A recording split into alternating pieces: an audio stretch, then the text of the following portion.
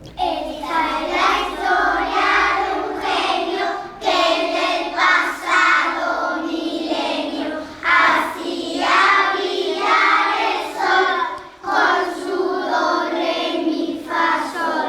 Fue Mozart un bebé tierno que llegó al mundo en invierno y cuentan que nadie estaba que en vez de llorar cantaba.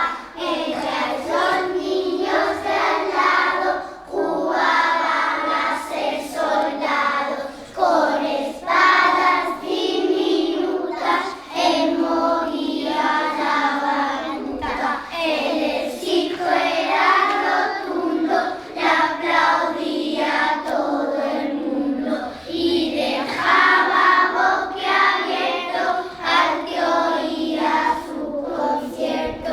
Era más de un menudo, muy gracioso y narigudo. Aprendía muy deprisa y todo le daba risa.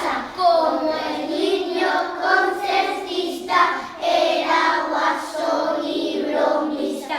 Tocaba con la nariz, tocando era tan feliz.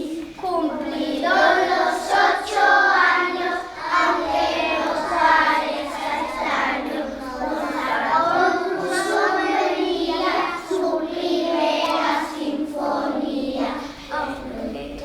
Su existencia